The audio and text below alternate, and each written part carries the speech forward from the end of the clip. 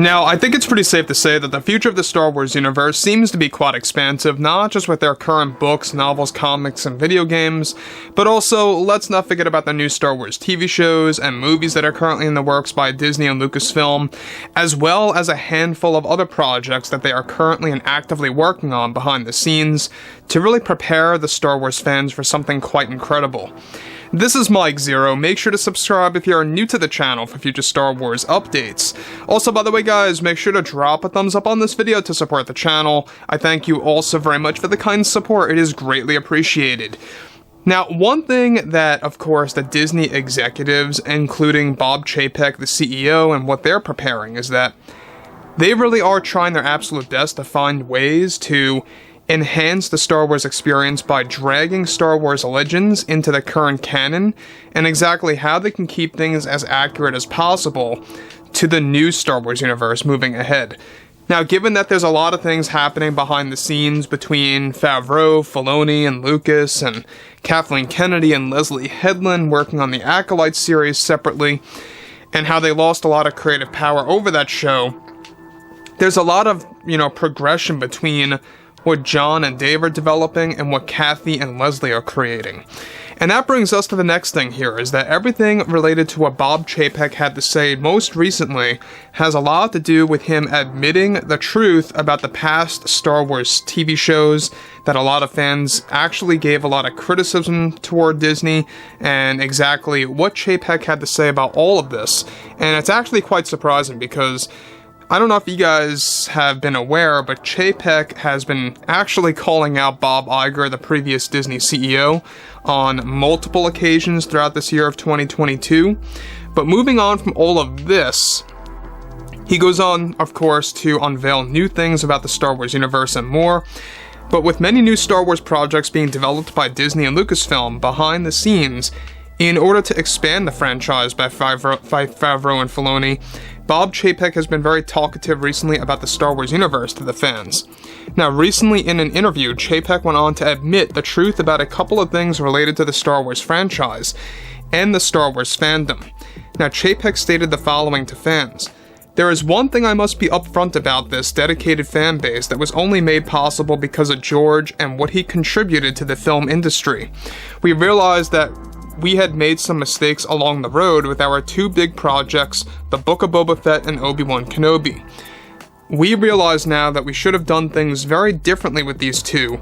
For one, what we did was we played, of course, things safe with those two stories by taking many of the stories from our rejected initial scripts for the film versions of those shows that were being created by Kathy Kennedy.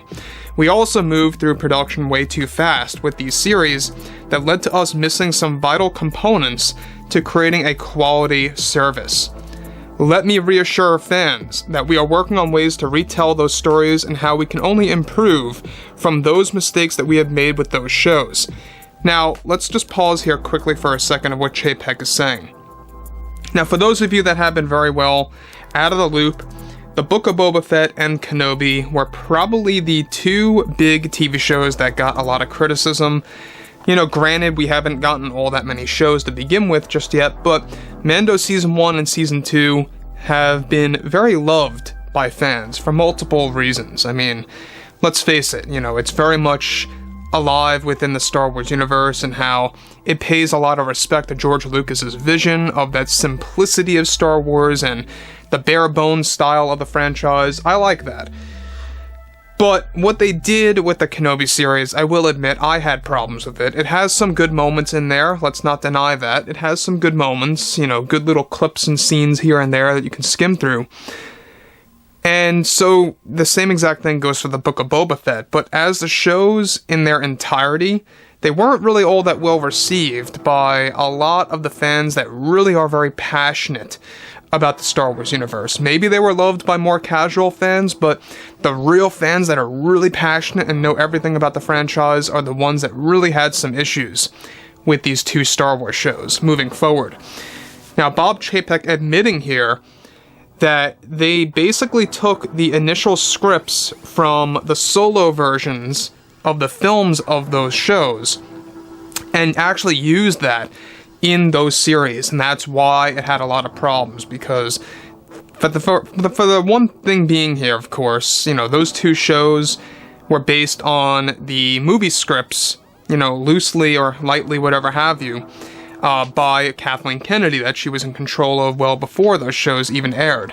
So when you look at what they're doing, he even admits that they moved through production way too fast for both the Book of Boba Fett and the Kenobi series. And I have mentioned this to you guys many times that I always felt that the Kenobi series, even while we were covering, principal photography while they were filming, I kept saying and telling you guys, look how fast they were just breezing through all of this.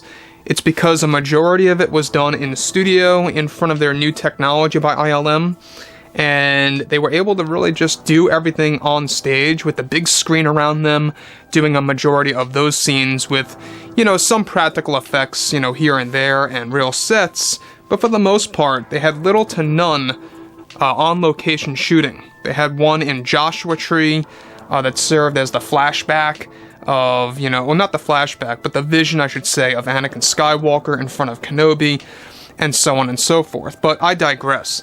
Chapek goes on to say the following. He goes on to actually promise fans that, and says, "We will be announcing specific details on that very soon, and I couldn't be more excited over what John and Dave are planning to create a remedy for the community that has been so loyal to us over the years. We at Disney want to make it clear to fans that we are very well aware of the feedback from the fans and are doing everything that we can to build a brighter and better future for this amazing world that Lucas brought into our reality all those years ago. We are very optimistic of the fans and what they will enjoy in the coming years." Now, separate from what Chapek stated, this all alludes to the big plan happening to create a soft reboot for both Boba Fett and Obi-Wan Kenobi that is indeed happening right now behind the scenes. So, we had already talked about this a couple of weeks ago, that they are going to be doing a soft reboot on those two shows. Now, Jon Favreau is already working on the new Book of Boba Fett season that's going to be treated as basically a remake of the show, but also continuing the story. That's what a soft reboot essentially is. You continue the story, but you don't usually retell, or you don't really tell the connections from the past season directly. That's one example, just one example of a soft reboot. And that's what they are moving forward with when it comes to Boba Fett and Obi-Wan Kenobi.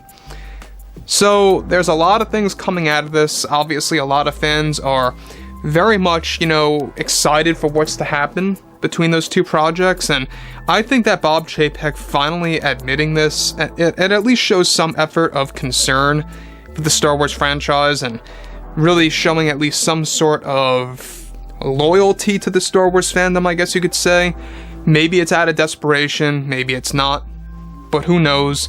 At the end of the day, they're at least putting effort into all of this, and if they can't promise this result, then I think a lot of fans are truly going to walk away for good. So we have a lot of things on the horizon. Today is D23. We finally got the official release date of Tales of the Jedi. By the way, guys, I posted this on my Twitter. It will be debuting on October 26th, so you're going to get all episodes in one shot, so you can watch all the episodes right there. So anyways, guys, drop a comment below. Let me know what you guys have to say about this below in the comments. And if you guys did enjoy the content for today, make sure to drop a thumbs up on this video to support the channel. I thank you all so very much for the kind support, and I'll catch you guys next time.